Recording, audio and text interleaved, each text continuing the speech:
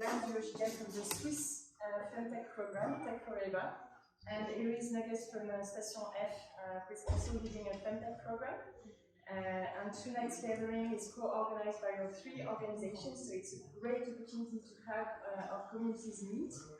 And so thank you all for your participation. I know that you're not all coming from France. We have some foreigners here. It's a pleasure to have you here in Paris.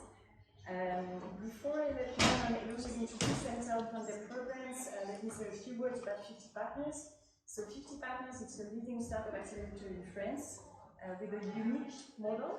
Our program is a lifelong program for the startups, and we select only a few startups, a few new startups every year.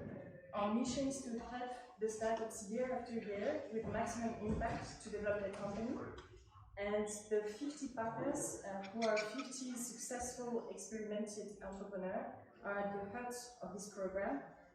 They are committed together with our ecosystem to help the startups succeed. And then I'm going to give the hi to Louise. Thank you very much. So I'm running FemTech Program at Station F. So Station F, in a few words, is the biggest campus of the world of startups. We have 1,000 startups on campus. It's been 5 years since we're existing, and we have most of our programs run by partners. So we choose a partner which is dedicated to a specific vertical, and we have 3 in-house programs. And a year ago, we realized that there was a special need for FemTech, so we decided to do a test and to support 6 startups for 3 months and see if we were able to answer the needs of FemTech startups. And it was a big success, and we realized that we were able to help and that there was a big need. So we decided to make the official launch of Station F FemTech Program in November for our first batch. So last November, we had 14 startups, and we just launched this Monday the second batch with 13 startups tackling all the FemTech subjects such as menstruations, fertility, sexuality, all the segments. We try to represent them for every batch. And so a batch is 6 months. During 6 months, we make them meet the big FemTech leaders, such as Brittany Barreto from FemTech Focus, Craveiro from Maven. We choose the biggest companies and make them help our companies.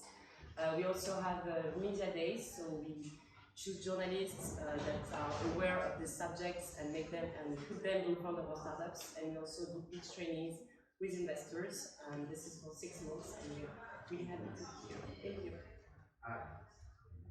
And please, Lan, I guess you present Tech Program.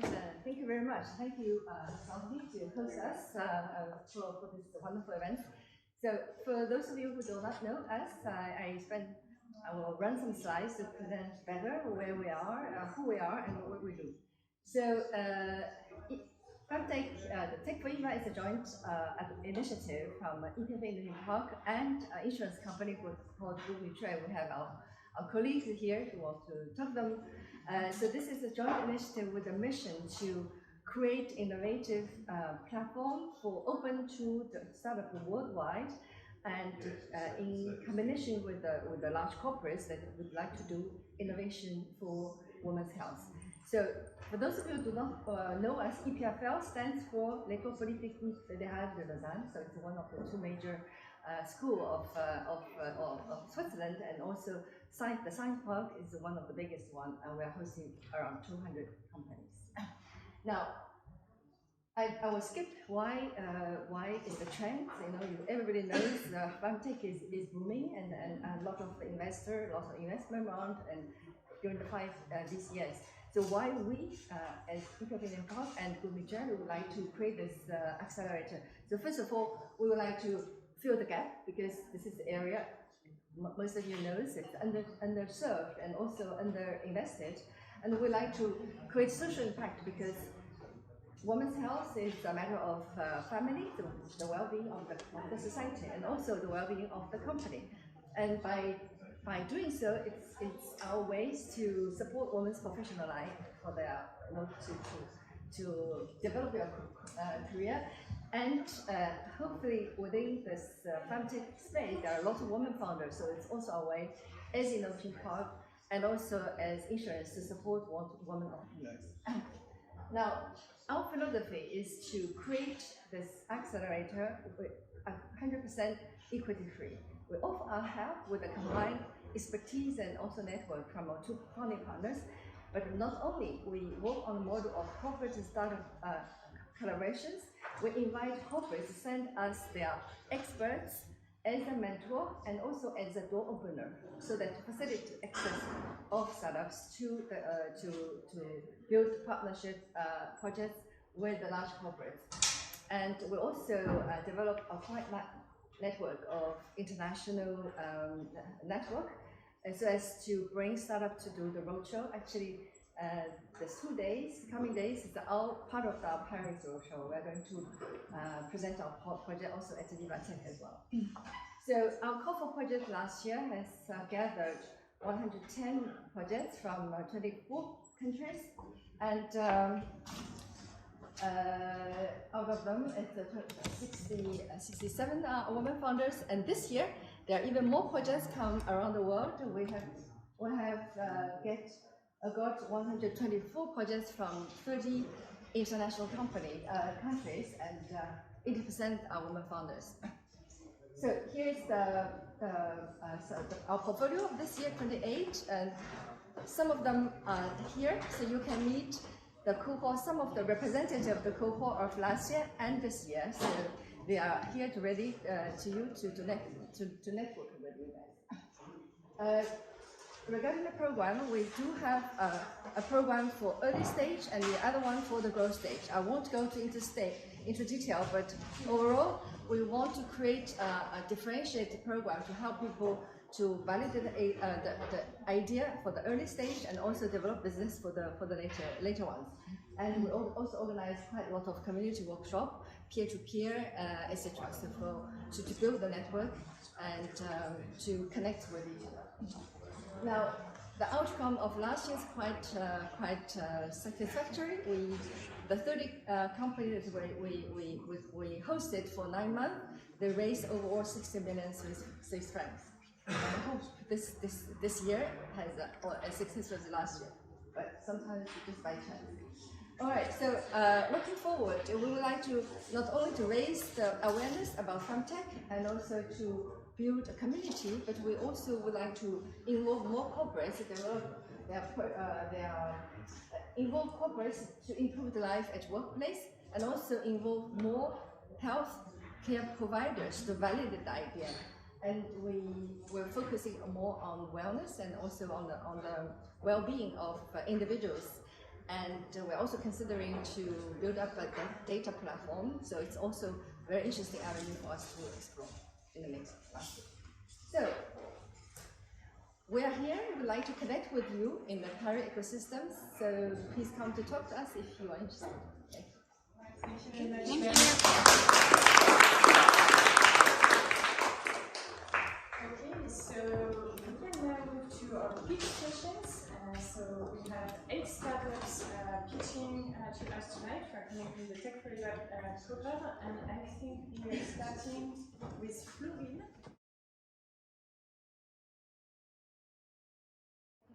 I am Florine Duplessis, the CEO of Efelya. Am I happy side? Yes, you can. You can go ahead. With They can just have to. Oh, okay. So Efelya is an EMS application dedicated to optimizing the follow-up of the pregnancy. Our goal and our ambition is to anticipate and to detect the high-risk pregnancy. We know that pregnancies are an international public health issue, with 150 million births per year, and we know that 20 to 30% of the pregnancy will be at risk. Of course, it will have an impact, a global impact, on medical, social, and economic of all the countries. It's an evidence that we can better organize the care pathway of the pregnant woman, because we can see that in all the countries we have a lack of practitioners, a lack of expertise, a lack of access for all the women. So we have decided with Efelya to use a digital solution and there are advantages to monitor all the risk factors of the pregnancy, to help the mother to be more educated, to monitor all the pregnancy, to alert the pregnancy. We can alert the mother, we can alert the practitioner too, and of course we'll use the data. The data will be used to be preventive and to be predictive during our medical studies. So I don't know if I have more time. You still have 20 seconds. Okay, 20 seconds. So just to tell you that Efelya is a medical device dedicated to obstetrics, and we have a very big team and of 35 medical experts to help us every day to reach our goal. Thank you. Thank you. So, Anna Luisa, thank you very much for joining us. Thank you very much for having me. I'm Anna Luisa. I'm the CEO of Impli, and we created Impli in order to bring implantables to the market.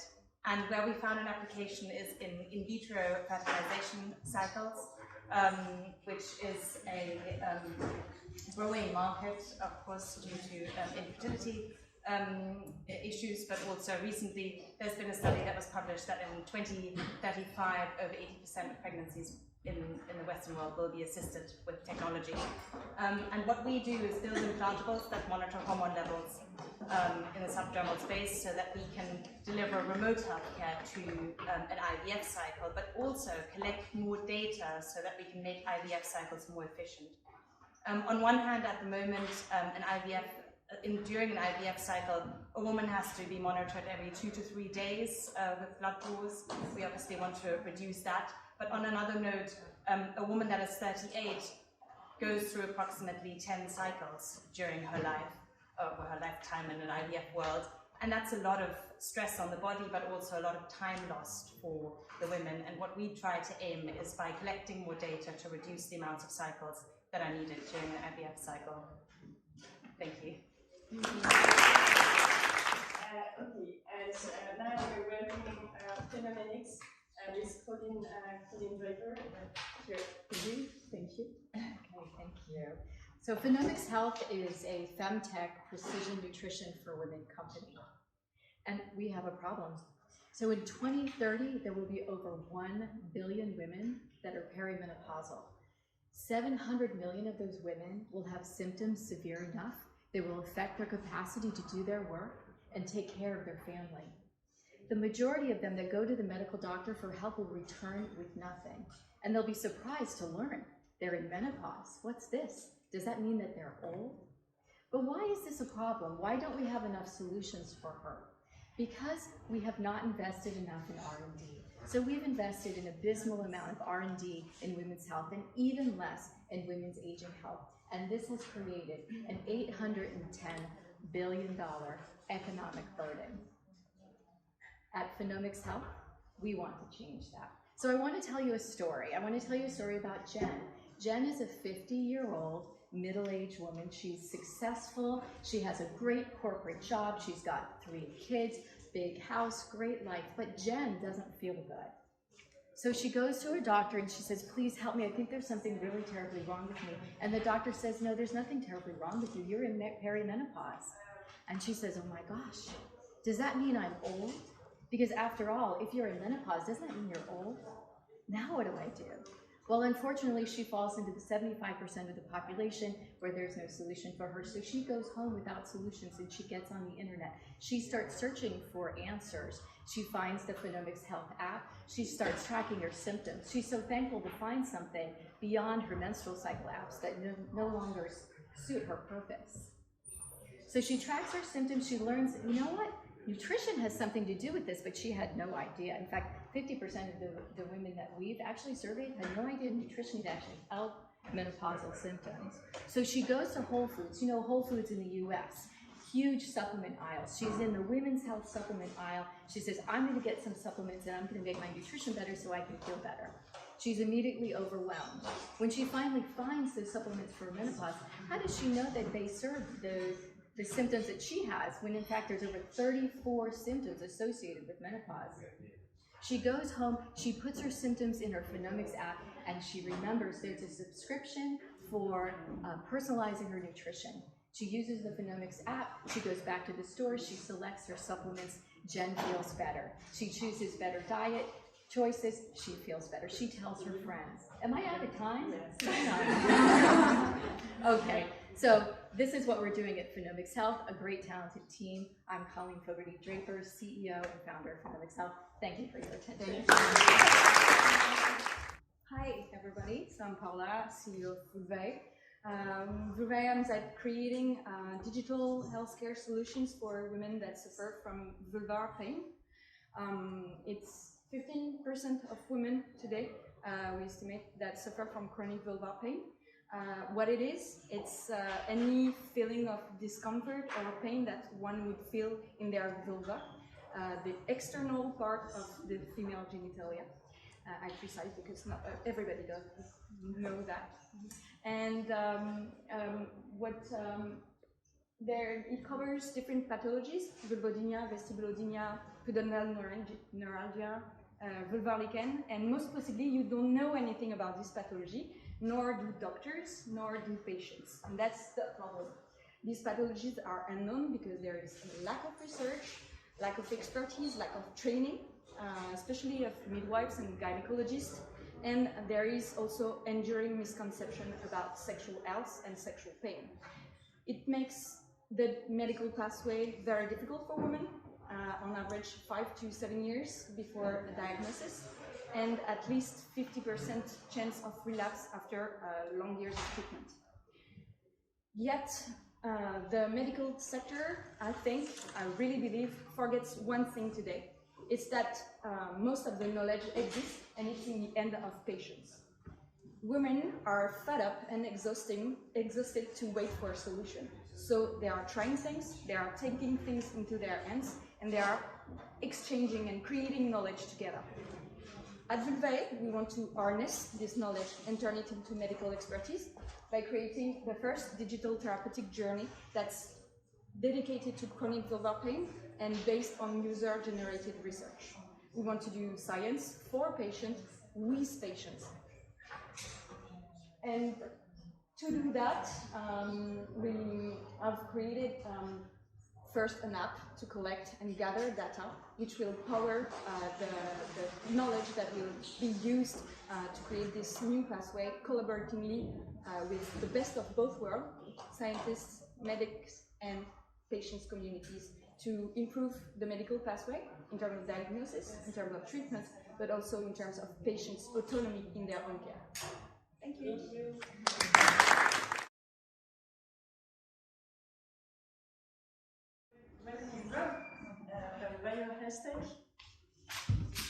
Thank you very much. Thank you for the invitation. So over 200 million women worldwide have conditions which they enter into each year, which go undiagnosed and untreated or badly treated. And we tend to only treat them when there's an emergency. So if you have polycystic ovarian syndrome, you tend to only get treated if you're trying to conceive and you fail. We work out whether or not a woman is likely to miscarry by working out how many times she's already miscarried. And those problems can be solved. We help to solve those problems in the following way. So we have a sensor, we have two types of sensor, which tracks temperature extremely accurately and provides a digital biomarker for progesterone levels. We do that continuously throughout the cycle.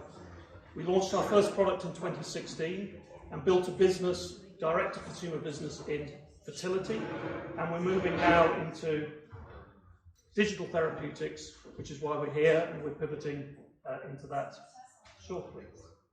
We've built an incredible business already, so we have 10 granted patents, we have 10 clinical papers that we published. We're a Class 2 medical device, both certified in the US and in the UK and Europe. We've built a team with over 150 years experience. We have 24/7 service, which is already winning awards, so award-winning service. And we've got a user base of over 40,000 users that have built and given us cycle data for 225,000 reproductive cycles. 65% of our business is in the States and 35% in the rest of the world. Thank you very much. Thank you very much. Hi, I'm Wolfgang Hackl, founder of OncoGenomX and co-inventor of Prediction Star, a long-awaited decision support solution for pharma, but more importantly for oncologists. 1 out of 8 women is confronted with breast cancer during her lifetime. I'm sure all of you know breast cancer patients, and you have an idea what it means. As an oncologist, I certainly do. When you have to decide on the treatment of a breast cancer patient, what you do, examine her as an individual, her tumor, do calculations on the recurrence risk estimates, you weigh treatment options. But there is no way of anticipating whether a treatment will work or not on her tumor. But you have a one-to-one chance to overtreat your patient, along with the risk that there will be side effects, and therefore you have to switch treatments. You have to interrupt treatments. Ultimately, the bottom line is suboptimal treatment outcome for probably 50% of these women. This is why we created Prediction Star, the first AI-based decision support solution that enables biology-based individual treatment of breast cancers. You will know which treatments are efficacious. You will even see how these efficacious treatments have impacted the course of the disease of patients with very similar tumors. You have an 85% chance to offer your patient the most promising treatment. You can imagine that translates into confidence and ultimately also into a legitimate hope of longer, healthier, happier life. Next steps for us are rolling out our pharma business, pharma support business, initiating a pilot trial with Swiss cancer centers, and getting prepared for a pivotal trial designed to achieve FDA approval, market authorization, and reimbursement. In order to achieve this, I built a team of 5 industry specialists. Okay. Thank you very much. Thank you very much.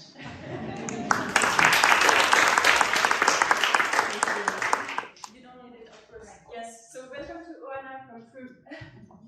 Thank you. Hello, my name is Oana Gharbi, and I'm head of partnerships for Proov.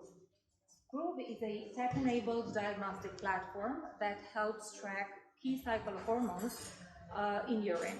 Our flagship product is a progesterone marker that confirms ovulation occurred, but also that progesterone levels stay high enough for long enough during the implantation window, helping women get pregnant faster. Progesterone is essential for getting pregnant and staying pregnant, and actually up to 30% of infertility cases are caused by ovulatory disorders that lead to hormonal imbalances. We traditionally test progesterone in blood a single time, 7 days after suspected ovulation. And unfortunately, a single blood progesterone test falls short of diagnosing these hormonal imbalances, because progesterone in blood fluctuates a lot, up to 8-fold during 19 minutes period. Our founder, Dr. Amy Beckley, found it the hard way after 6 early miscarriages. She then realized that there must be a better marker than the single blood progesterone test, and after some research, herself having a PhD in pharmacology, she realized that better marker is the metabolite of progesterone in urine, PDG, which measured in first morning urine non-invasively gives you more of an average of the progesterone levels during the 24 hours. So Amy invented the PDG test and the testing protocol. That was in 2016 in a garage, in a basement actually. Now 6 years, 80,000 women helped, and almost $10 million raised in Series A funding later. Proov has become more of a hormonal balance platform. We now have expanded our portfolio. We have LH, FSH pregnancy tests. And we also have the revolutionary complete kit, which features multi-hormone strip, measuring all 4 cycle hormones for women who are either interested to know their hormonal status for fertility reasons or for perimenopausal reasons. At this moment, Proov provides the first and only FDA-cleared method to confirm ovulation occurred, a free application that gives quantitative results without requiring any other external devices, CE mark for PDG, FSH, and LH, and the possibility to integrate patient healthcare. Thank you so much.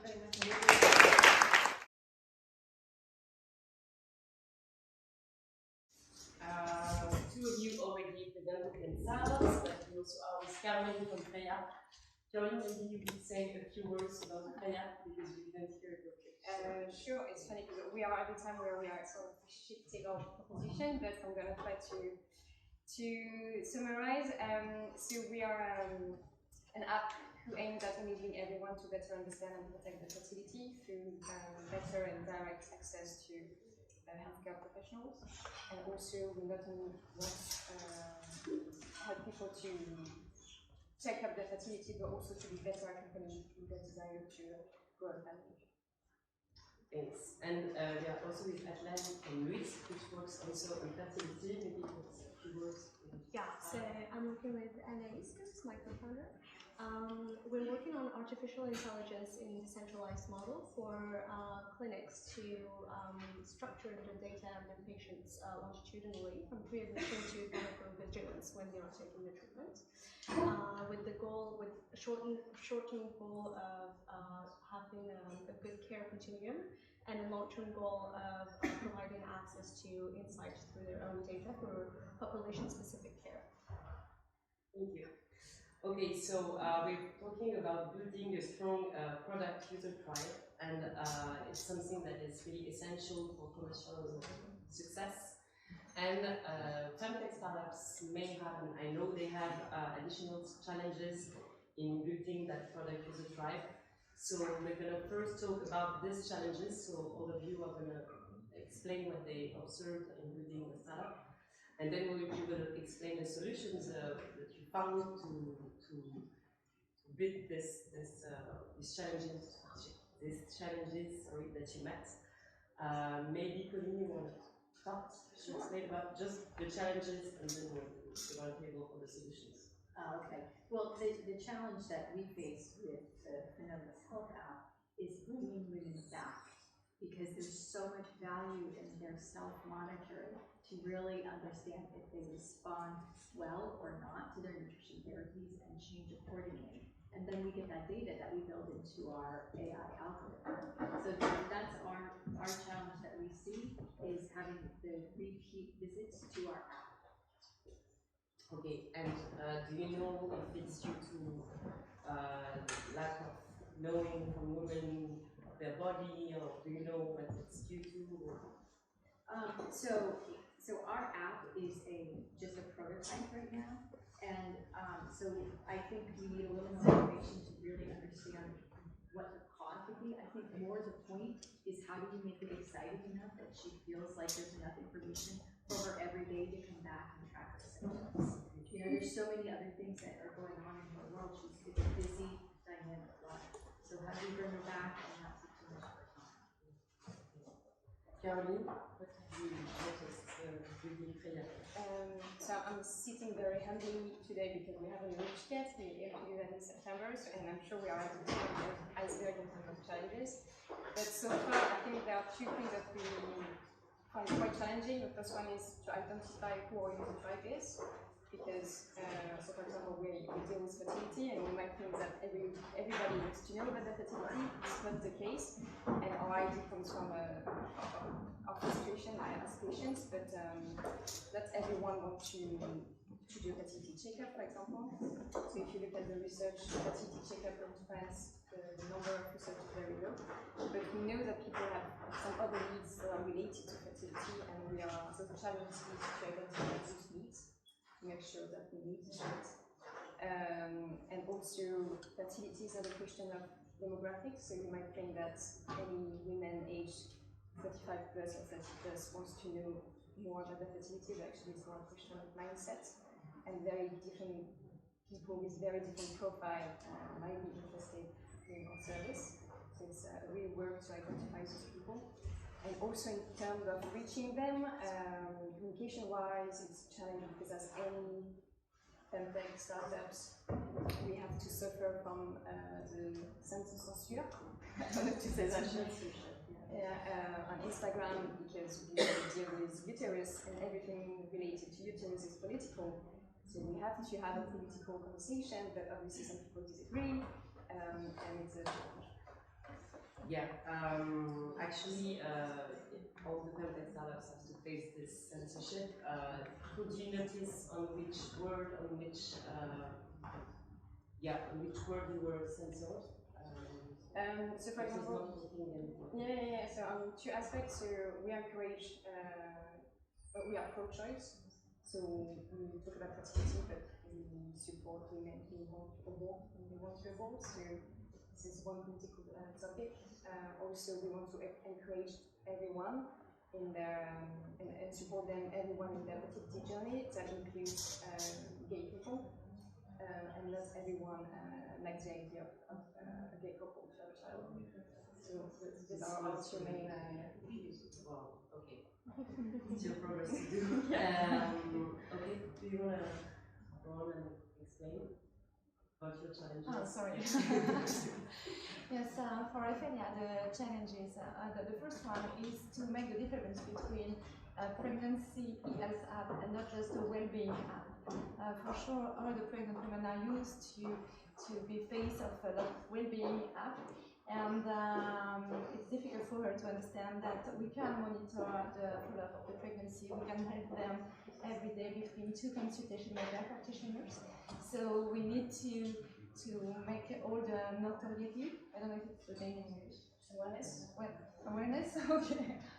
Branding to brand Efelya and to be focused on this. And the other challenge is to educate to the practitioners. The principal problem is in France because they are not very used with ES. If you are going looking in Great Britain, for example, all the women are used You can see the word in French. I used to use those type of apps, and here, if I can see, because I'm a midwife specialized in fetal medicine and fetal ultrasound, when I'm explaining them, okay, you can use, your patient can use ES app, you will save time, you will save time for consultation, and it will help your patient. They say, no, you know, I'm the God. Paola knows what I mean. And so we need to educate patients and practitioners, because the practitioners need to become the prescriptors of Efelya, or for example, of all our solutions. And I think Colleen and for Freya and you, it's exactly the same. So you mean it's a lack of awareness on both sides of the women by themselves and of the practitioners? Yeah. Thank you. Atlal, do you want to share about your experience? Absolutely. So we had kind of a different experience because we're working directly with clinics, so we're like an essentially B2B model. And I think it's a lot different when you're talking to women directly versus when you're talking to women through their practitioners who are asking them to do the thing. There's also something very specific about the fertility and the infertility journey.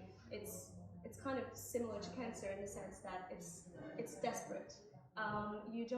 People don't need more motivation to go through their fertility journey, so you don't need to hold them in if it's something that they believe will increase their chances in achieving their end goal.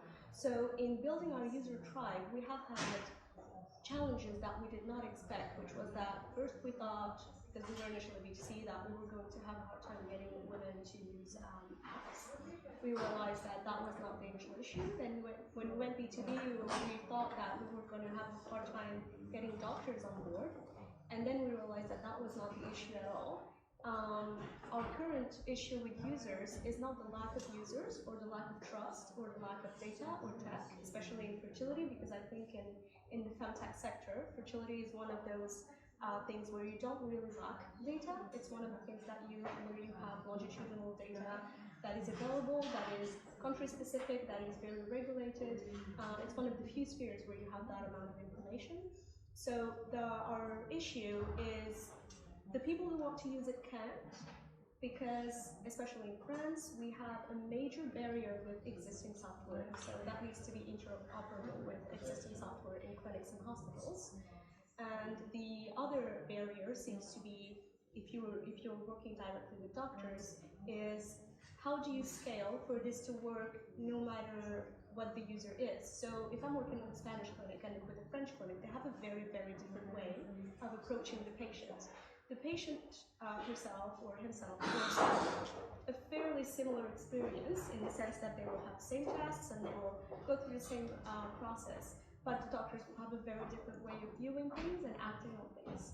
So our challenge is not the user tribe per se, and it's not a product issue.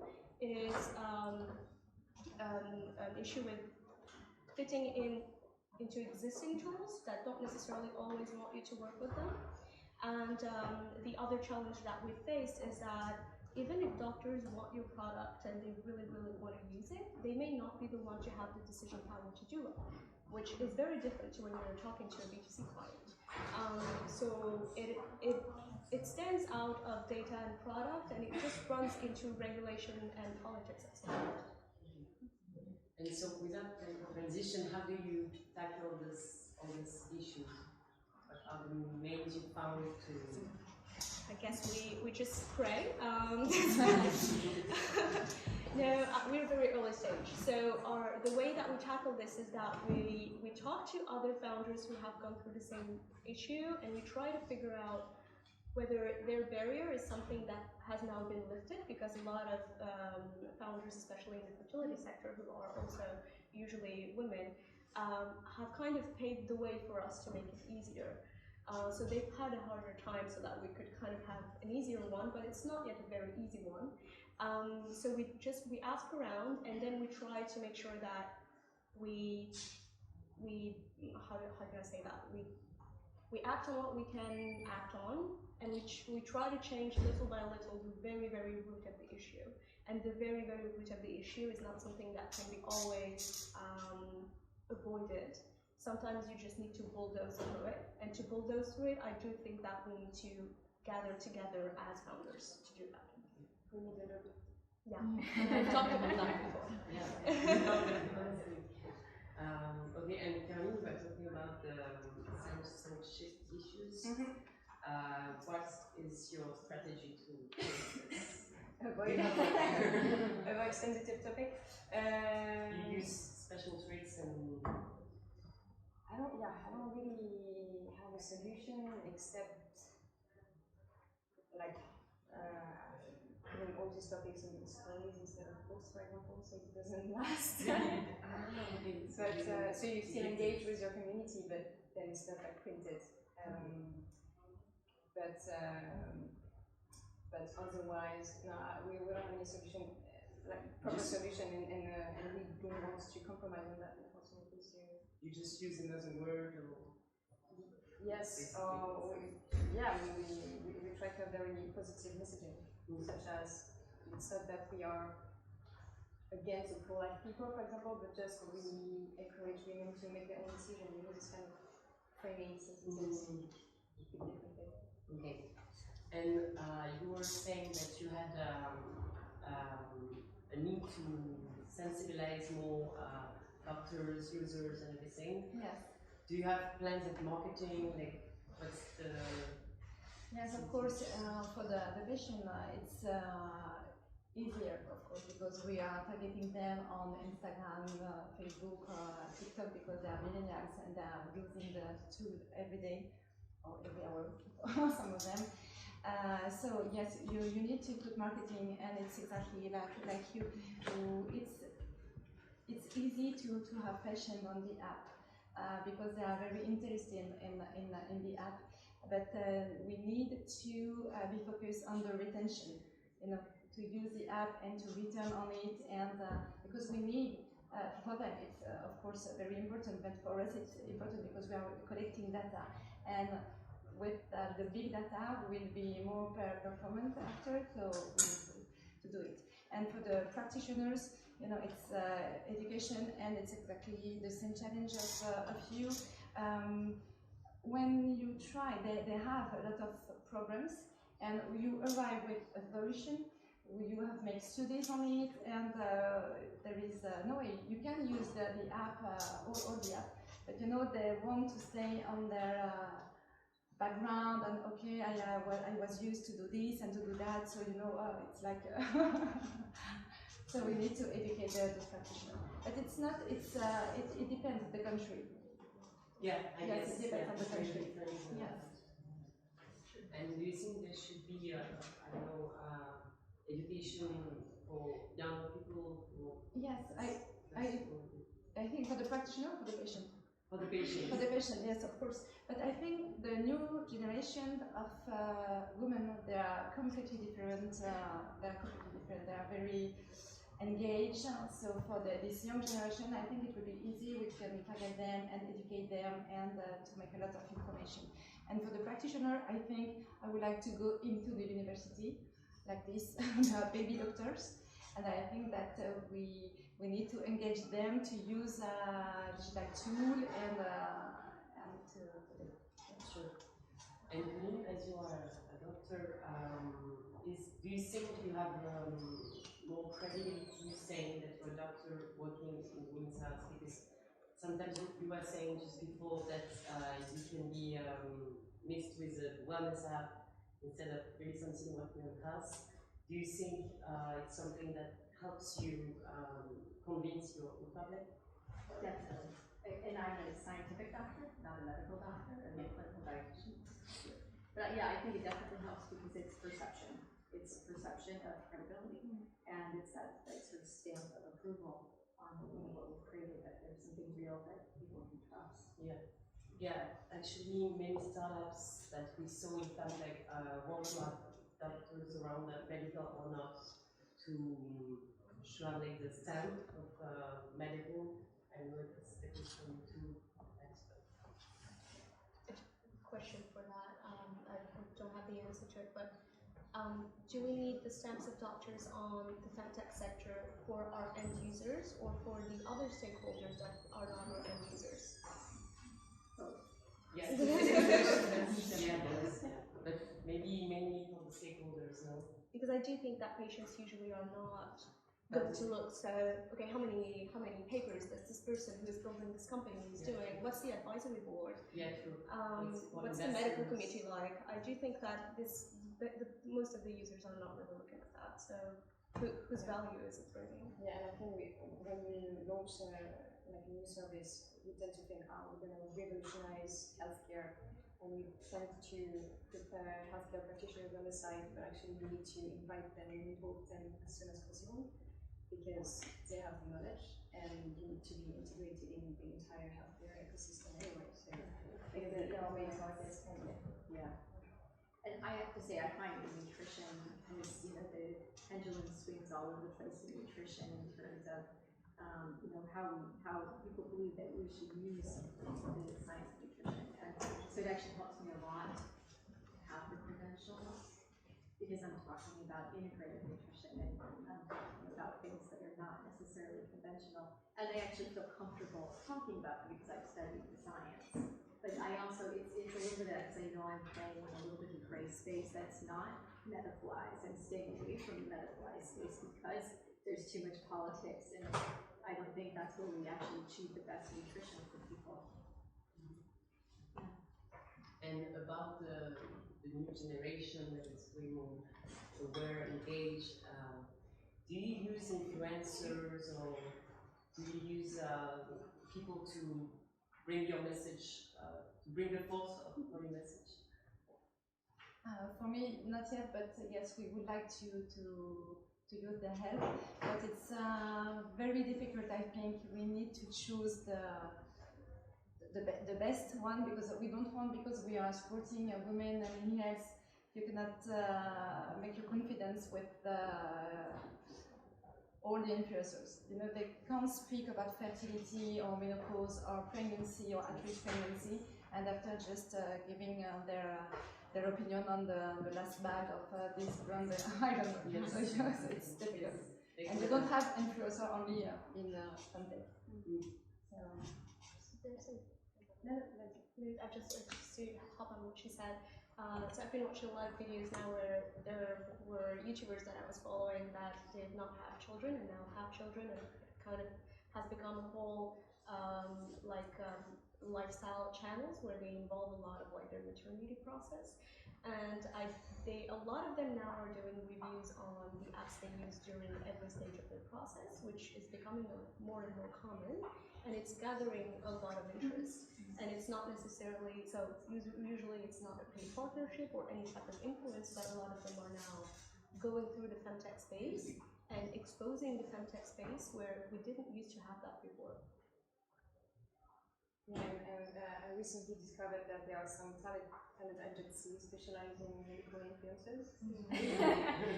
And I was like, okay, the world has changed. And I mean, I do see them on Instagram, but I didn't know it was an entire business. But I think more and more doctors are now realizing that there's a huge potential in going into social media to democratize information, of course. We're running out of time, but thank you very much. We saw that there are still a lot of issues to resolve, but I'm really confident because I see it's a world which is getting bigger, and thank you very much for what you shared. Thank you. Thank you.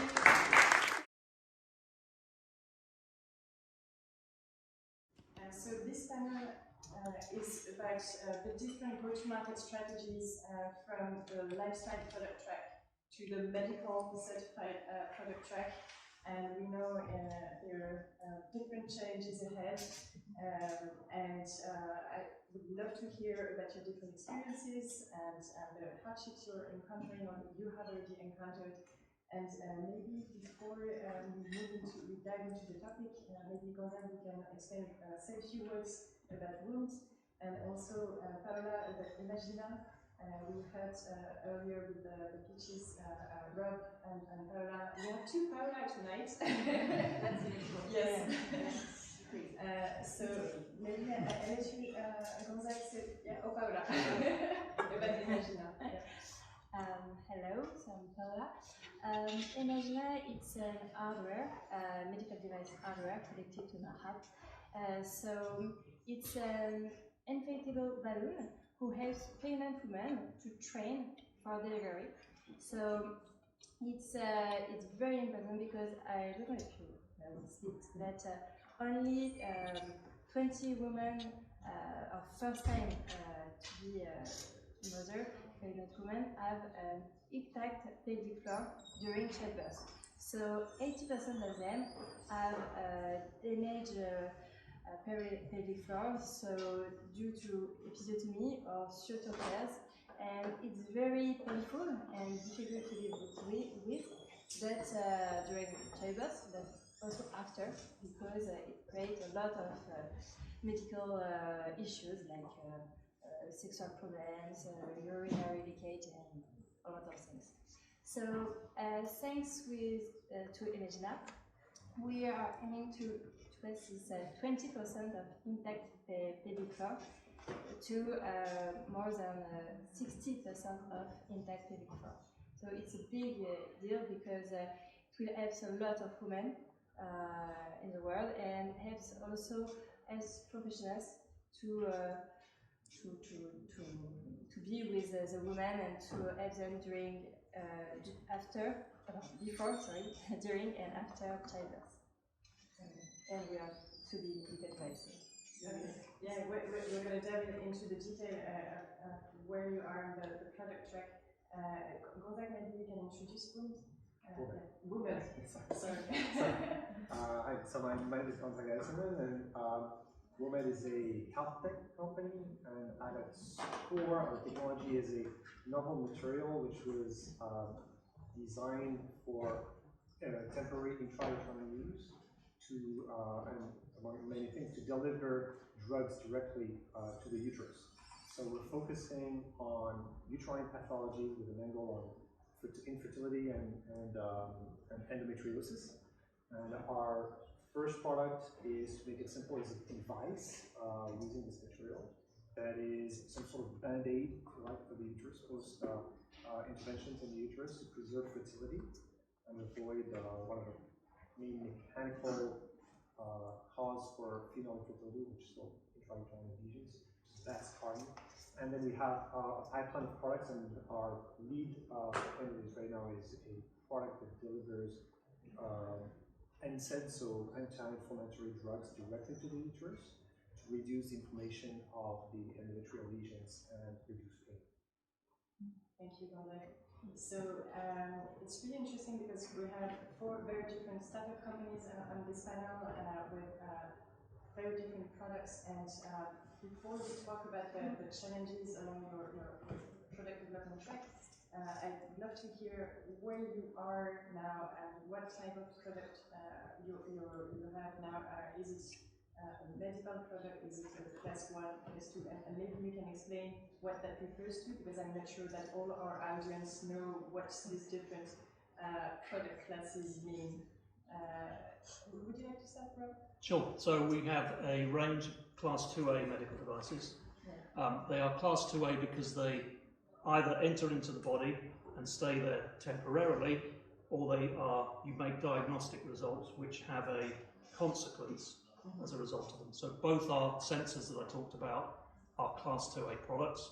One of the sensors is a vaginal sensor, so that's fairly obvious that that's placed inside the body and it's done overnight. The other is a skin-worn sensor, and that's placed on the outside of the skin. And despite the fact that that's actually not invasive, it is still a device upon which you're making clinical decisions. And so we deliberately went for class 2A rather than a lower class, class 1. So 3 classifications. Class 1's the lowest, and it's generally anything from an app upwards that doesn't have any form of invasion. And then class 3 is things like implants and pacemakers and stuff like that. And most companies tend to sit somewhere between those 2 things. We also have an app and software, and when we started out, which was 2013, to build our initial product that was not a digital product, the software had to be a medical device because it was part of the device itself. A lot of companies tried to avoid classifying their devices as medical devices early on, but for us it made absolutely no sense to do that. So our app is a medical device as well, as is the clinician portal, which is just literally a view of the data that we provide to clinicians, but we also classify that as class 2A. Okay, very clear.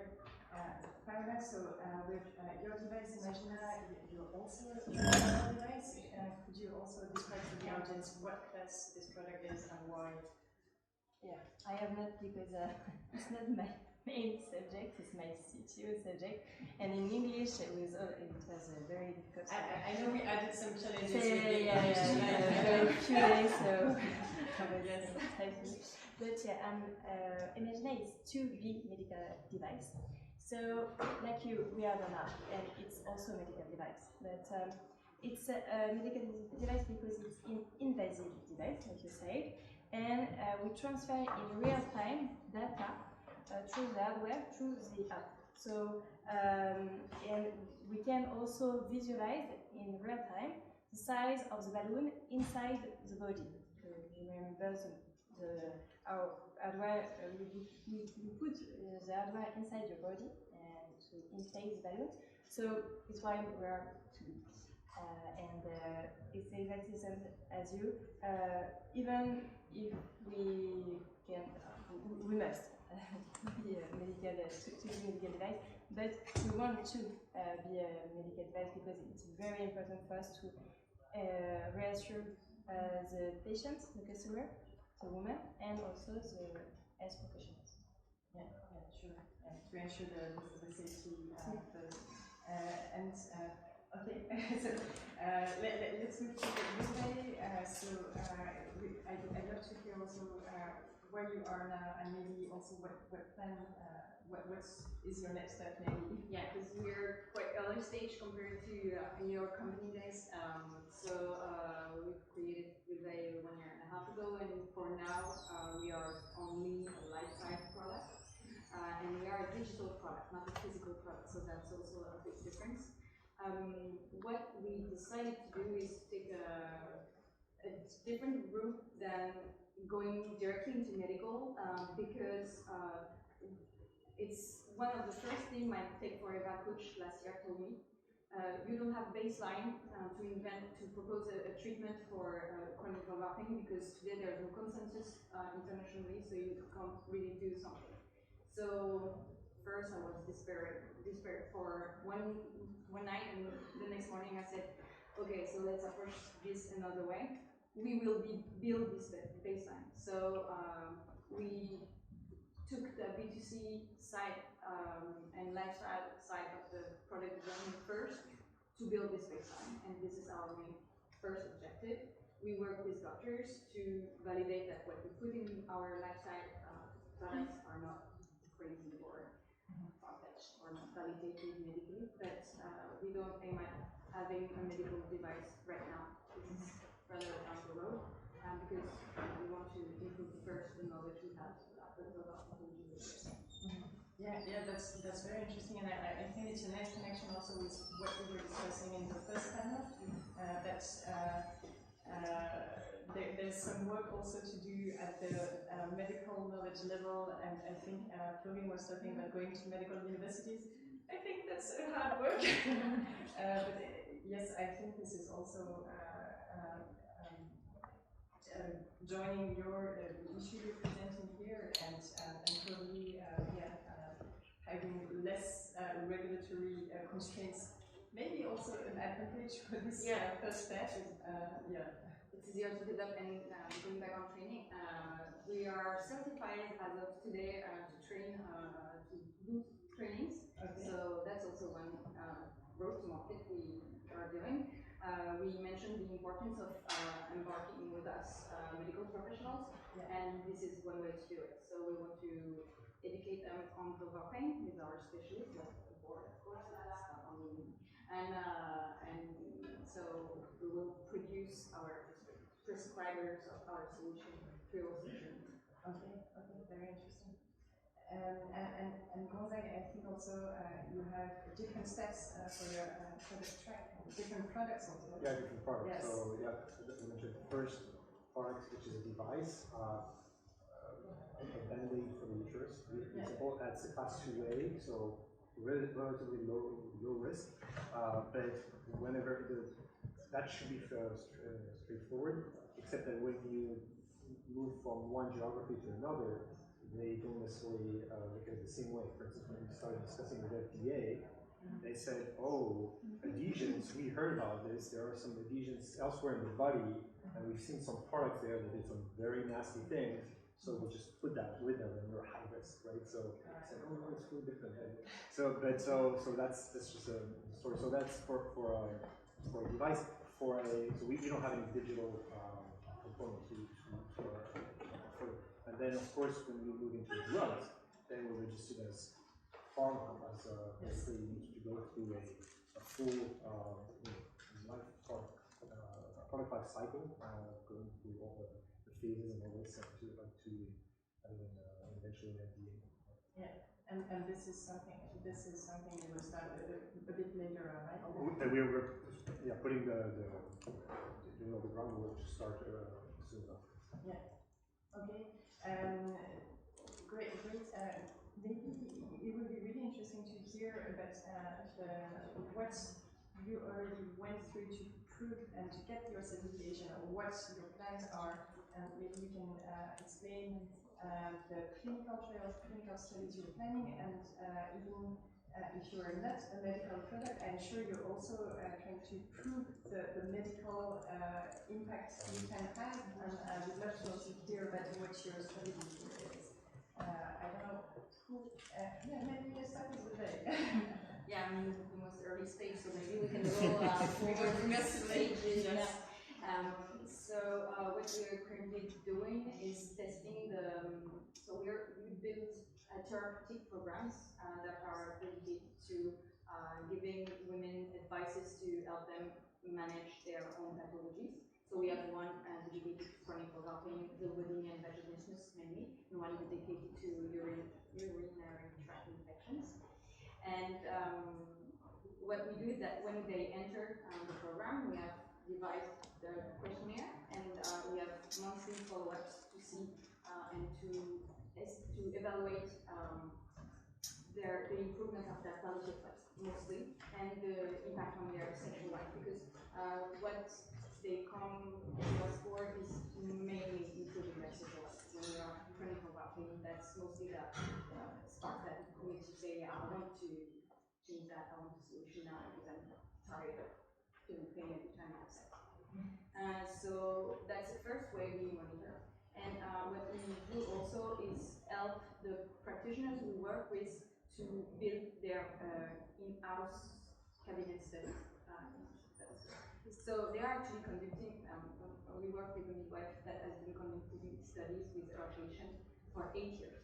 Okay. And she never finalized the study because, yeah, she didn't think it was important to capitalize on this. And so she has 8 years of data based on, so it's based on her practices personal, so it's biased, but it's 8 years, more than 1,000 patients, and the same techniques that she used with them. So it's a basis that we can use then afterwards to go to a research facility and say, so there is something to look at it, and we have to make a bigger study on that. And one of the main problems we have is finding people that want to study these topics, because it's not considered, like, it's not life risk. So it's less easy to convince people to go for it, so we need to have the first basis, and we are creating this first basis to move forward, but it's really step by step, because, as I said, we don't have baseline, we have to create the first step of knowledge that will allow us to go to the next one. Okay. So I hear you're working with a few healthcare professionals. Can you just specify who are they? So you mentioned midwives. So basically, when you have sexual and chronic vulvodynia, you can see a gynecologist, a dermatologist, a midwife, a physiotherapist, because you have lots of health education to do. You can also ask nutrition specialists, sexologists, psychologists, because there is also a lot of impact on the microbiome, for example, so nutrition is important. And so it's a wide range of specialists, and mostly for now we work with a group of dermatologists at the Société Française de Dermatologie. Okay. I was not expecting this. Yeah, that's a great thing. If you have a vulvar problem, go see your dermatologist first. All right. Good to know. Yeah. Okay. Maybe Rob, you can go next with you said this is this question A product. Yeah. Yeah, so we started with a CE mark, like a lot of European countries do, and for that you have to build a technical file, and the technical file has to include something called the clinical evaluation review. And we did that intending to carry out clinical studies, but actually we didn't need to carry out the clinical study before getting the CE mark. As long as you can prove, most regulatory systems work on the basis of what's known as equivalence, so as long as you can prove that your product is similar enough to something that's already marketed, you can usually put it on the market. It's a slightly strange idea, because essentially what you're saying is, my revolutionary new product that's going to change the world is the same as this thing that's already been out there for, in some cases, 10 years. But that's the process that you go through. So we went for CE mark to begin with. That technical file included a literature review, so we went back and found all the other devices that were measuring temperature, and essentially said, look, we're doing it in this way, we're giving a similar result, and you then get what's known as an indication for use for your device, that is then essentially the stamp by which you're allowed to market the device and make claims on it. We did the same thing with the 510K, so we went through a traditional 510K route, which took us about a year and 3 months, which is pretty quick. Was extremely painful, extremely costly, and that included us stepping up from being able to prove that the device was safe and was equivalent to something else, to actually proving that it was as safe as an implanted device. We use medical grade silicon on the vaginal sensor, and we had to prove that once it was made, this device still conformed to the same compliances that it conformed to before you made it. And that's one of the principles that has now been embodied in almost all regulatory systems. So it's not good enough to use a material that is already approved. You have to use that material, build your product, then test it, and then prove that it's okay. And for the FDA, by that point we already had clinical trials, and that really helped. So that got us over the line with the 510K. Okay. And out of curiosity, which device did you compare to for the 510K track? That's also an interesting thing, because we compared to a device that is long gone now, which was a Swiss-based thermometer, which was both oral and vaginal, not at the same time, I hasten to add. And the FDA came back and said, no, we don't want you to compare it to that one, compare it to a different one, which was at the time a skin-worn sensor, so it was actually much further away from the use case of our device, but they said, no, you've got to compare it to that, because that was the most recently approved device at the time. Okay, interesting. So, Paola, can you tell us about...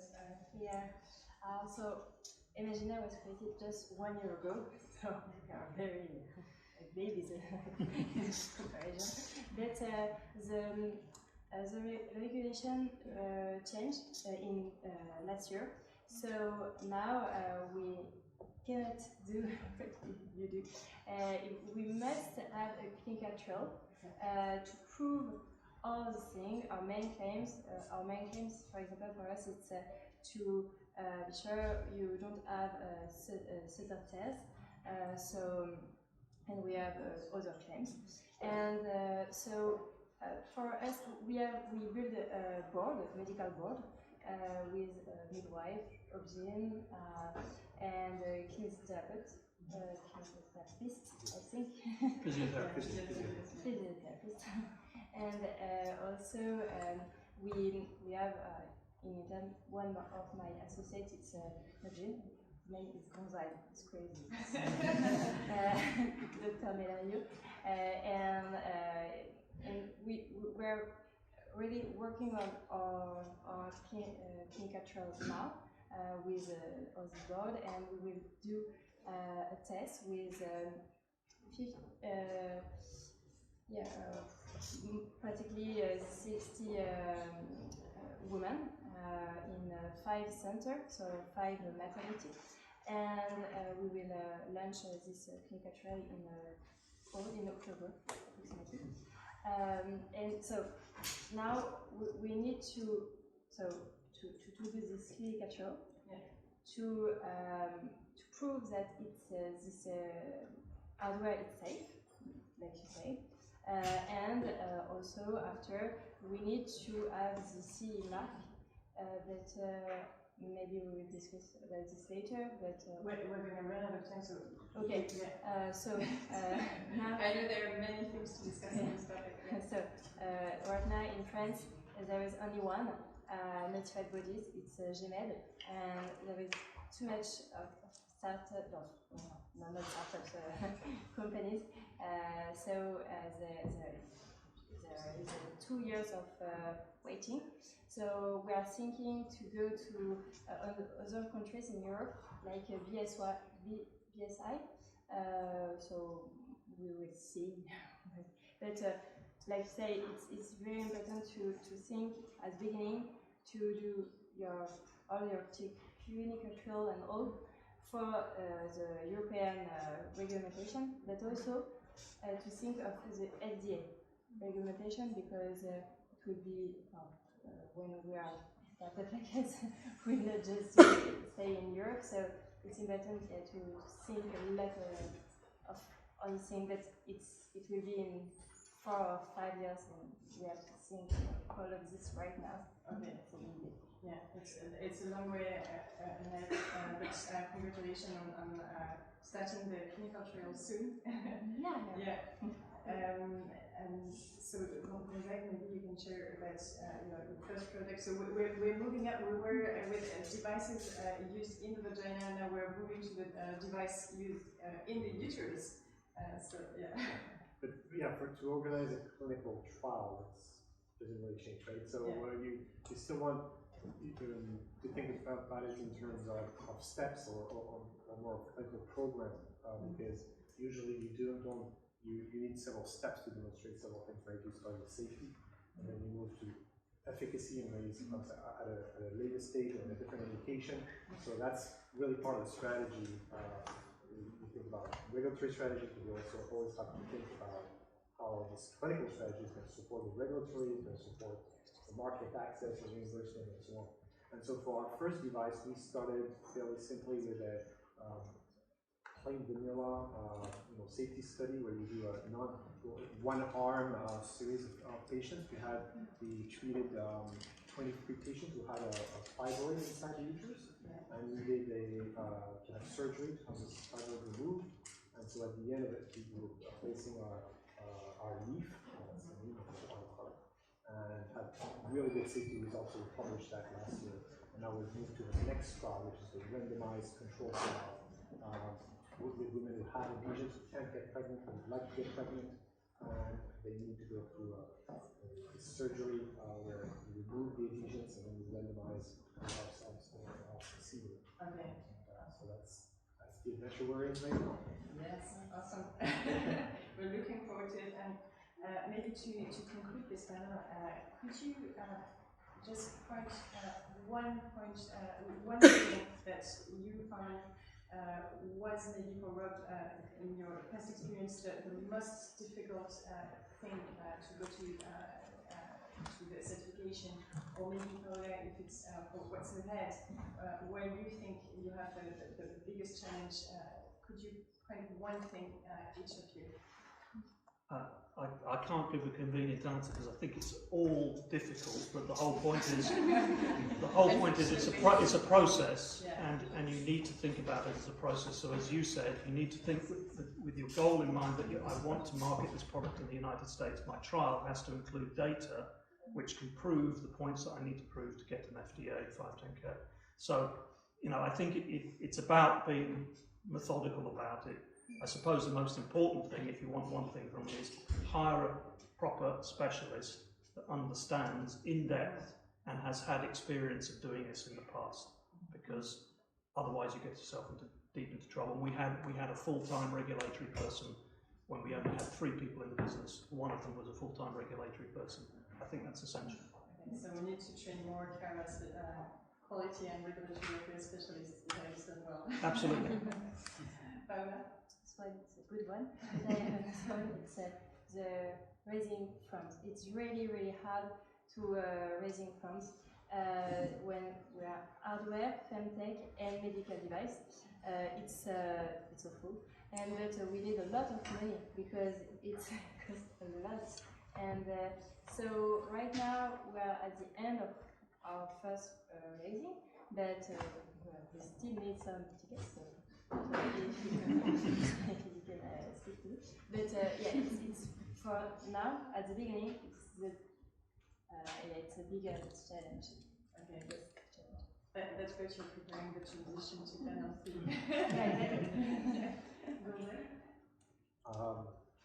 where do we what would you pick as the hardest thing in going through certification and clinical trials? The hardest thing is the patient's need. Yes, because as Rob said, it is a process. So if you do it step by step and you work with the right competent persons who advise you well, I think eventually you will prevail. But the problem is how long it will take and how can you do this before running out of money. So yes, okay. So guessing about the timeline and planning too short. Okay, and Paola? Well, same as Stella, raising funds. We are trying to raise funds right now to conduct the first studies to build the digital tool that helps us gather the data we need to improve clinical campaign, its impact, why it's important to do solutions on that, because we have a lot of difficulty to people don't believe that's such a huge problem. So we have to raise funds to build what we need to build to prove that, and to prove our tools are really efficient. And digital therapy is a bit different. We don't need to go as in the class of medical devices. We need to go to start thinking about reimbursement, but still a challenge on the topic with so many data. So because like, we can't do bibliographic review good enough so far that can just justify the prevalence. So it's from that, yeah. We have numbers, but it's so wide. It's like a râteau in French. I don't know how to say that in English, but yeah. Yeah. No, not that. So yeah, cash to find studies. Okay, well, thank you very much to the four of you for sharing your experiences on this panel. And I think you made the condition for the panel 3, which is about raising funds in FemTech. Thank you again. Thank you.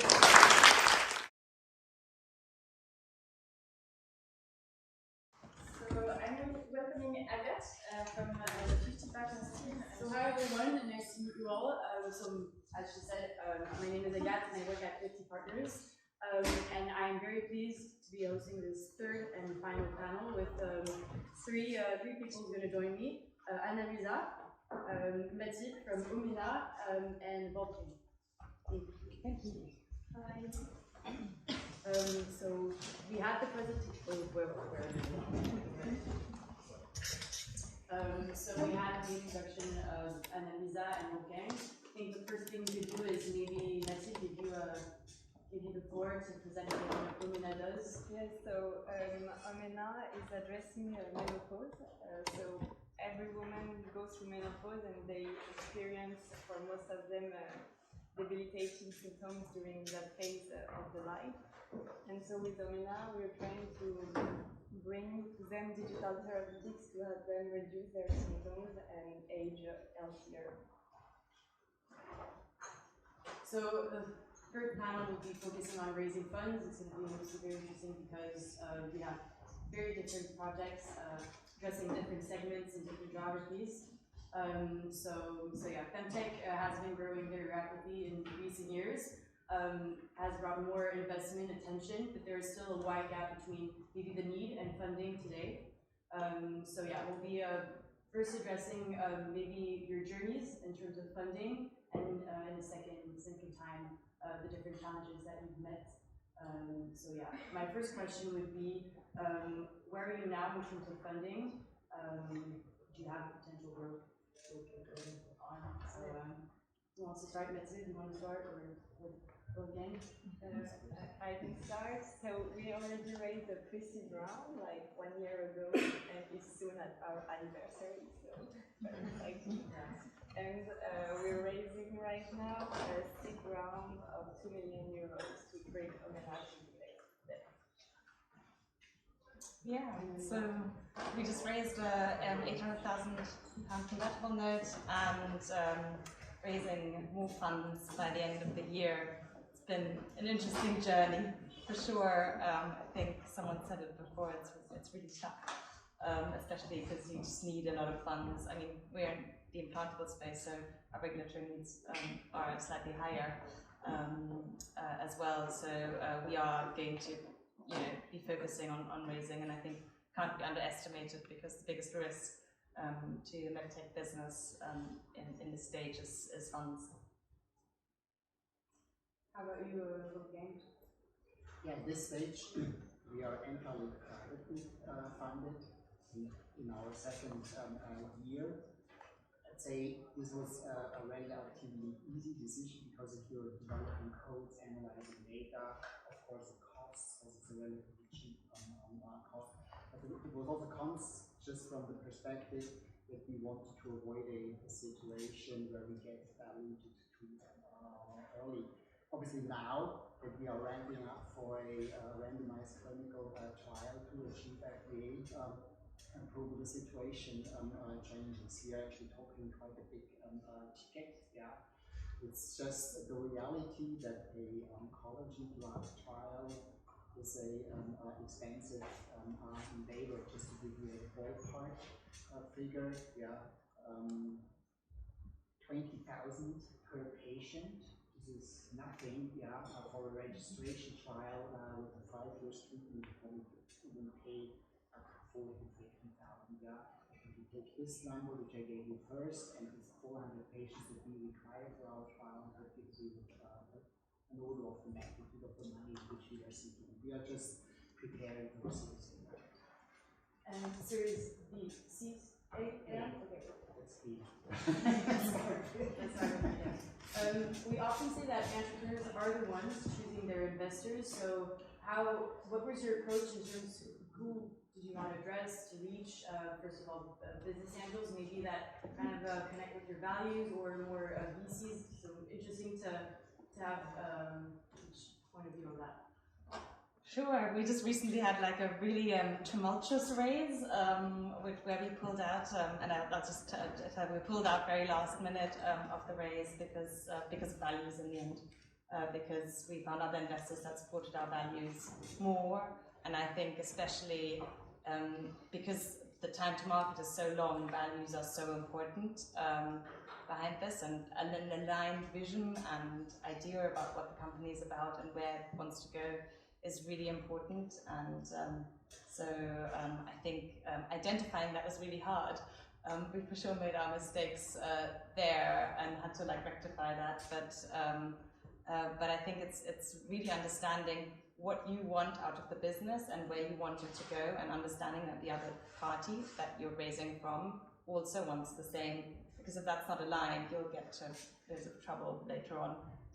And so, just in terms of processing, how did you work? Were you discussing with maybe similar companies, or just how did they do in the past, or were you kind of trying to convince very different investors? How was it? How did you prepare? Yeah, it took us a long time to raise. We were obviously like through the pandemic, that was a bit more tricky because you couldn't sit in front of someone or show anything.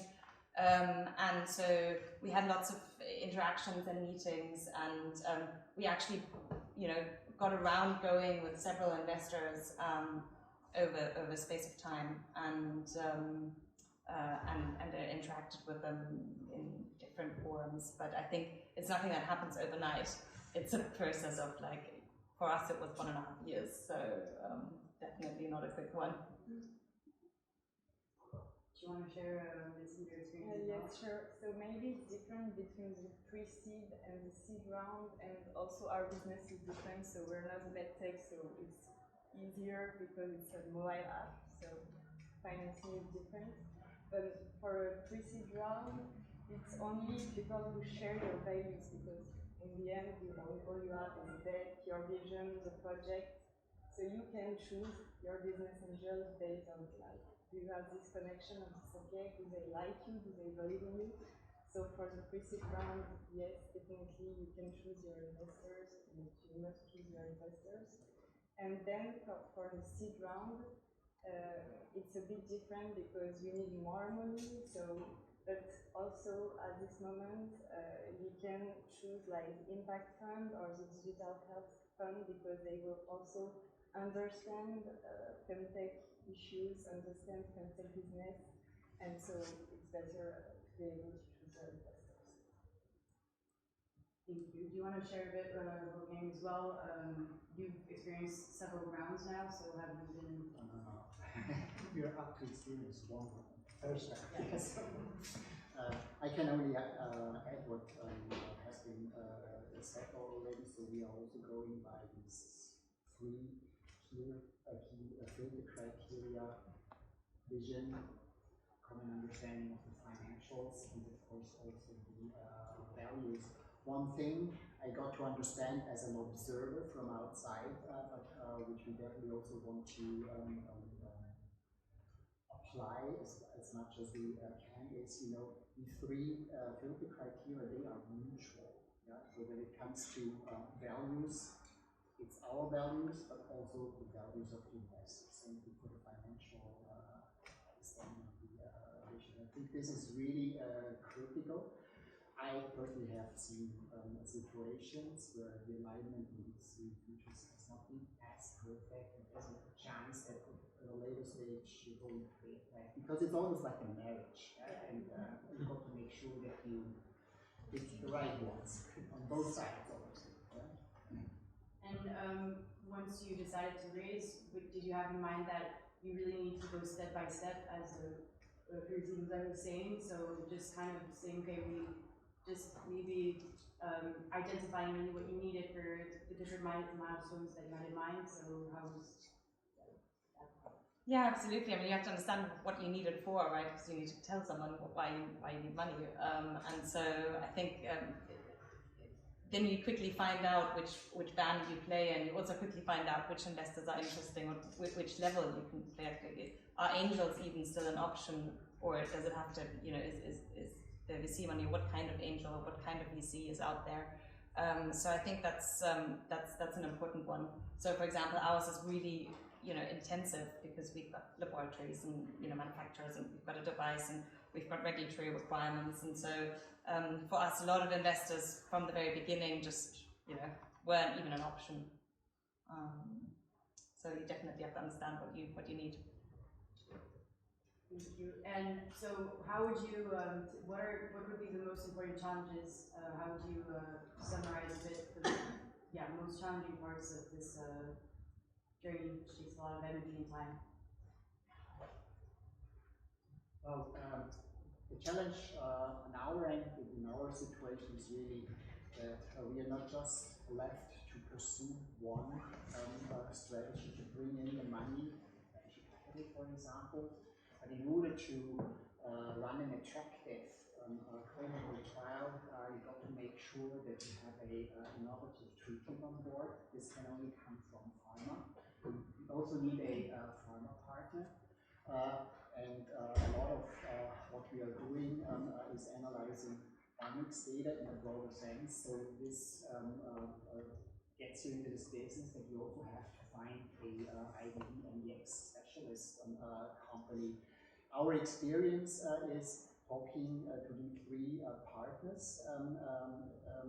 Usually they are very open, but obviously we also have interests. So I think sometimes it feels like a squaring of a circle, because you've got to triangulate interests, which is something which I didn't really expect, but it's a learning curve. I love it, and hopefully at some point we're going to be successful in our endeavors.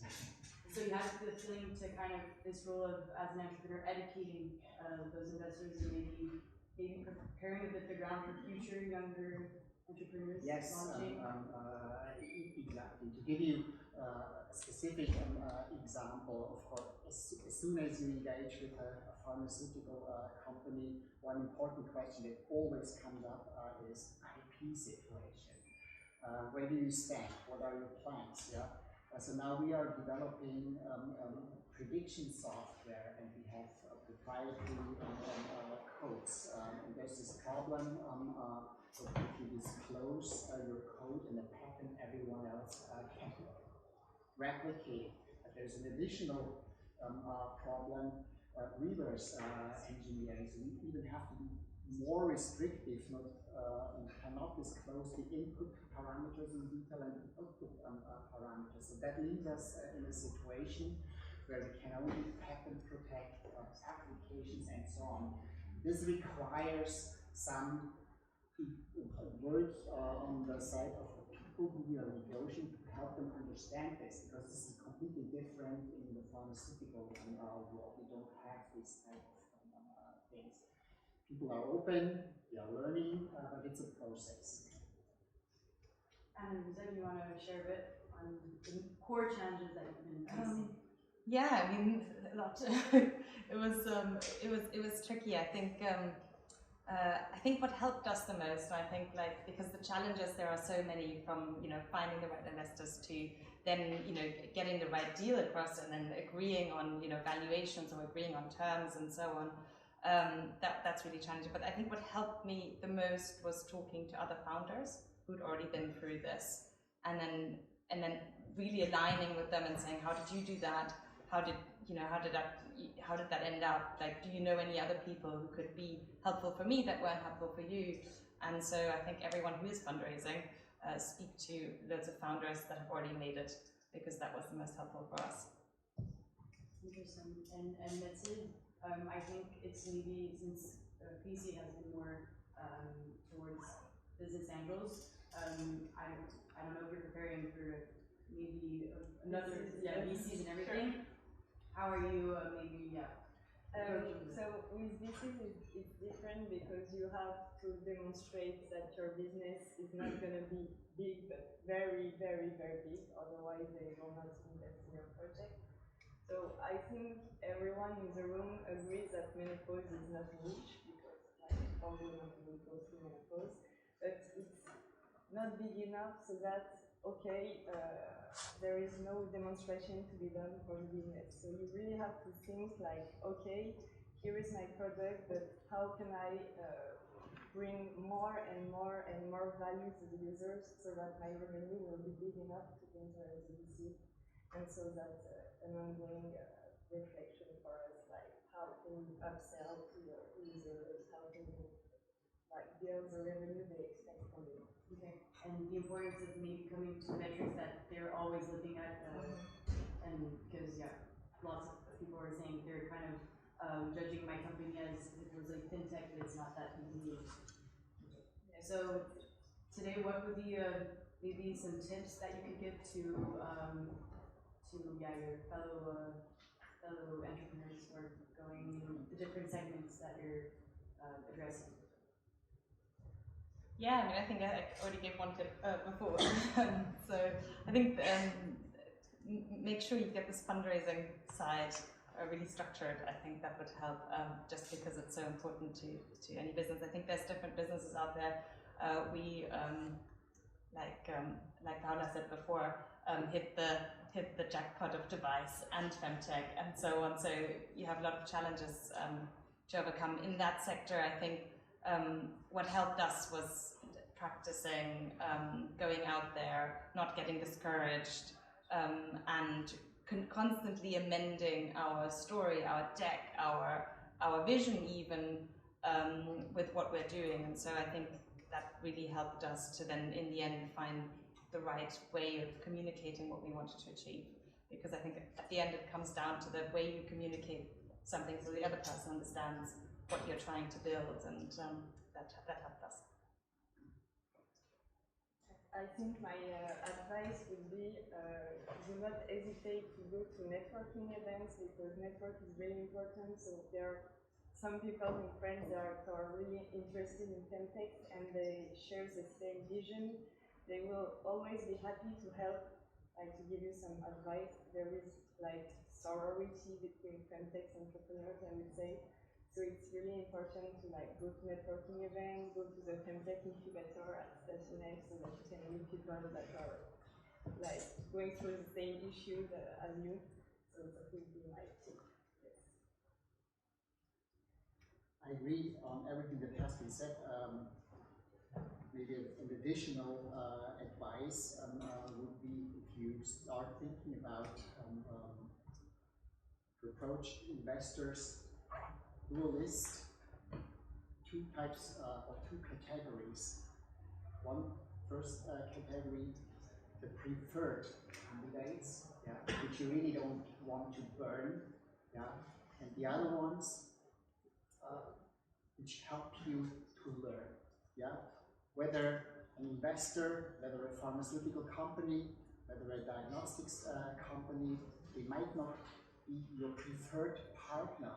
Talking to them, listening to them, implementing the learning that takes you up through a learning curve. And once you have done all this and you feel now we are ready, we have learned our lessons, you approach the preferred partners with a much higher chance of being successful. You will not get any longer comments because you have heard them already half a year earlier and you have learned from them. And so you're really very different in terms of geographies, even though operating abroad for some of you. Could you tell us a bit about maybe your vision of the ecosystem in different countries you started in terms of FemTech ecosystem? Yeah, so we're maybe a little less traditional. So we're based in the UK, but we also have a Swiss entity. So we're in two geographies really, and I think that's great. I think in both geographies there is a movement happening towards bigger networks, and obviously also bigger communication about the topics themselves and the problems themselves. So that's really helpful. I think there still needs to be done more about it. I think there needs to be done more to understand problems and issues. I think there's also an impact of the industry that I would like to see. I would like the industry to come more into this. So the clinicians to reach out more or collaborate more with tech companies or the clinics or the pharma companies, and kind of be more open and more flexible towards that in the fertility space. And obviously in the medical device space, for example, there aren't so many big players in fertility. And in the pharma space, there's a few big ones that do try, but I think they need to be more on the ground, more at the early stage companies to solve the problems that we're facing. How about you, Mathilde? What's your feeling about French? 1 year ago, before we launched Oana, I was reading a lot about FemTech, and all I read was like, your Facebook ads will be banned because your subjects are taboo, you will not be able to raise funds, and so on. And from what I can see today, I would say that the situation has evolved very quickly in France, because we do have today a lot of ecosystems for FemTech. A lot of investors have identified it as a very hot topic. So I would say that the situation has evolved very quickly, and that's great.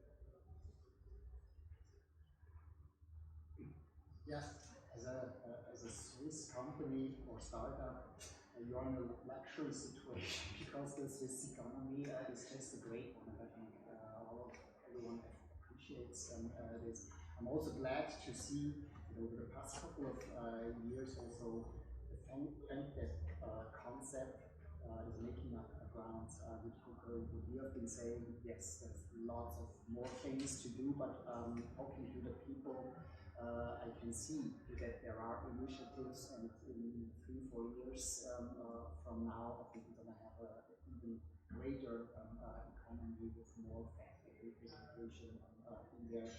I'd like to add to your comment that I think to bring this FemTech concept really forward, I also see a role of the industry. I've been working for a big and also great company for quite a while. I don't disclose the name, but we'll figure out anyway. Yeah, they were really great in initiatives. But what I've been observing is that when it comes to applications, problems that are being tackled was pretty much, probably until today, I'm away now for 2 years and it might change, but pretty much the old school approach and the old school scope of solving problems. I think there's room, and as in the outside FemTech world, the initiative can only come from. Thank you for your very interesting and enriching responses. For the last 2 minutes, I'd be happy to take 1 or 2 questions from the audience. Go ahead. Well, I'd love to hear from esteemed members of the panel, or anyone. Traditionally, women's health has been underfunded for sure, but now we have this thing called FemTech, which is a very nice word.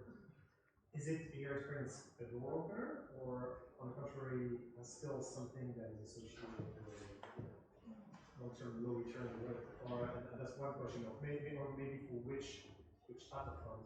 And then the second, I think you alluded to, is that for impact funds, does FemTech qualify as something or some of them?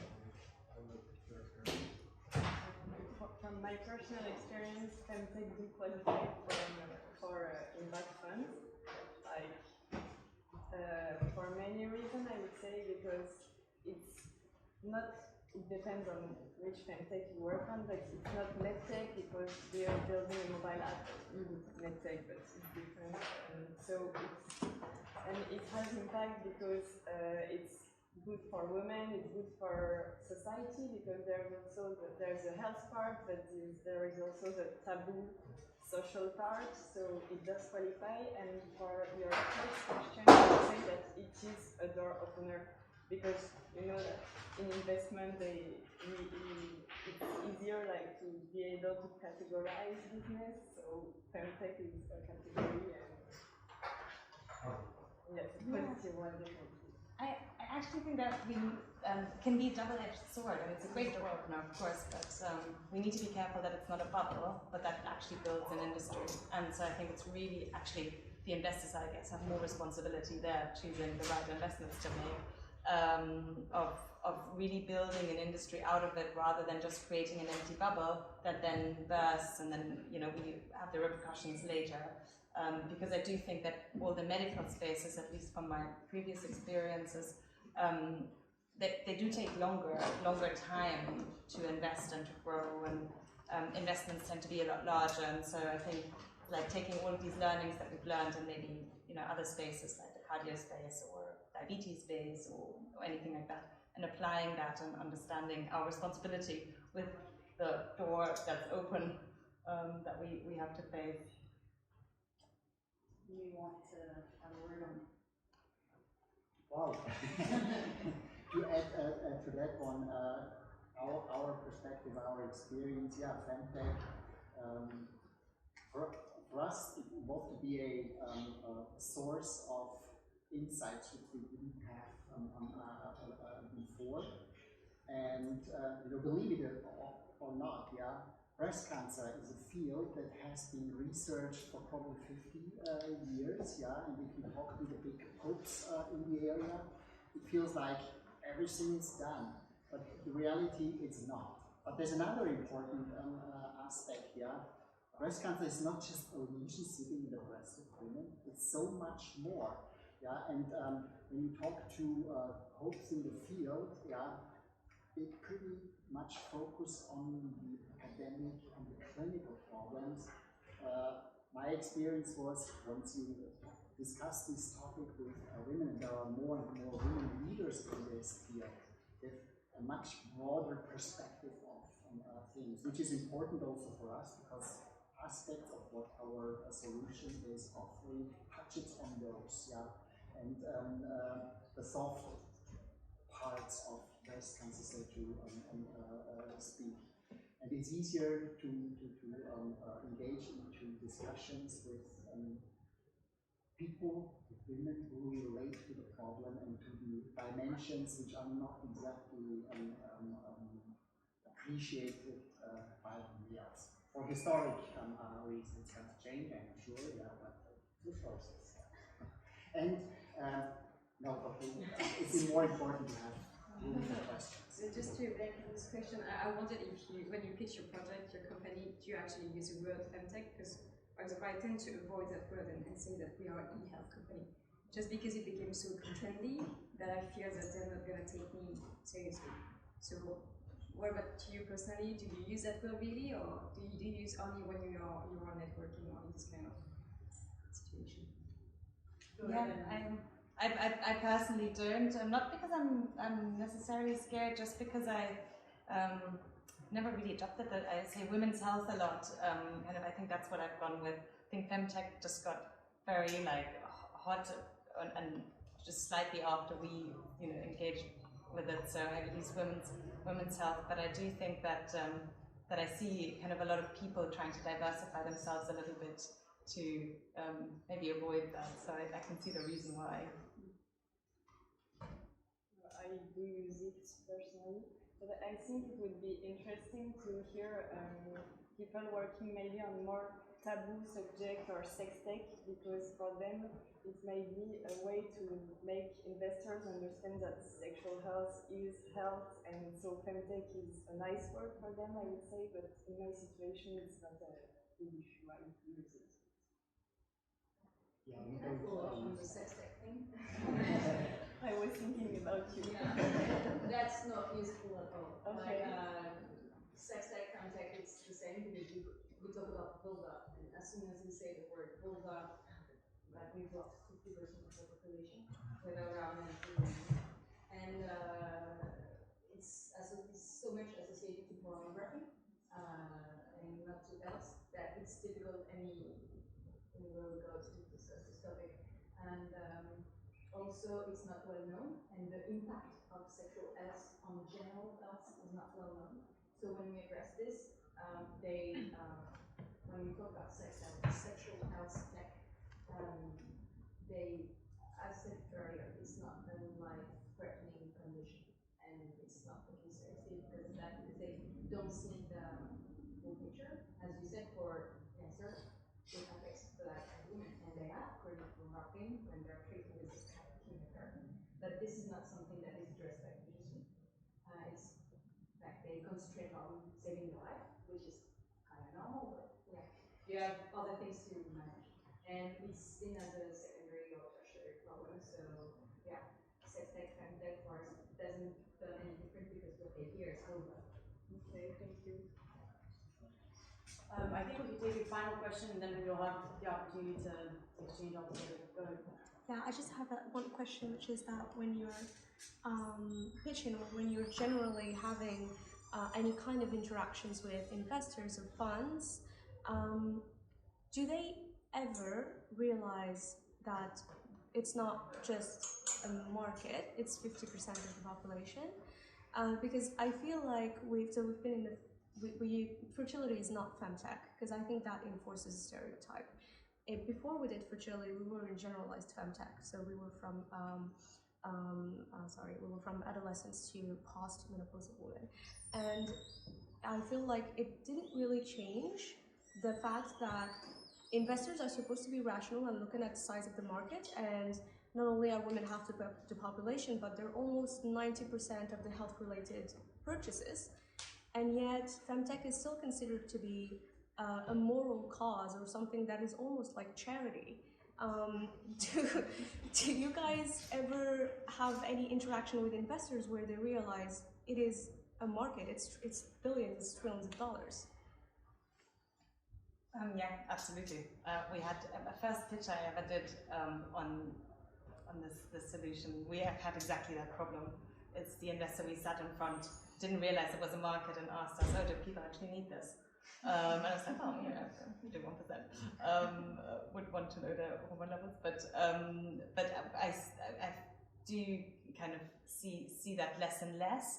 I think one way of getting around it is highlighting the purchasing power of women in now and in the future, because that's obviously increased, and I think that's a good way of showcasing that has changed. So if women are your market and they are your purchaser, then identifying that they now have disposable income to do this, whereas maybe 100 years ago, 80 years ago, probably 50 years ago, that was not so much the case. Do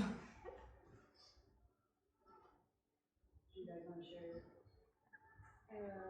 I've never had this problem. Like, as I said earlier, it's more you really have, maybe more than for another business, I don't know, but you really have to demonstrate that you can make big money with your project. But I've never heard like it's a small market or a woman is not, I've never heard that, but I'm only at the beginning of the fundraising journey where everything is still pink and you talk to everyone and everyone else. So maybe in a few days it's gonna be different, but. So for breast cancer, it's not an issue at all because it's the biggest cancer market, treatment-wise, diagnostics-wise. I think we are facing more challenge of a question, in a environment where you have already, don't know how many dozens of cancer tests, all sort of software solutions which claim this and that and 50 other things. Yeah, who's going to buy? Who's going to pay for this? I think we have a good answer for it, but this is the harder part of. Thank you very much for this great conversation. I'd like to thank you all for joining us tonight. I think it was a super interesting night, both for the startup pitches and for the panels. Thank you for all the startup founders who came here at the Loft. We had many very interesting discussions starting, and we have some refreshments coming, so you can continue on meeting together and exchanging ideas. And thank you again, and see you soon. And enjoy the evening.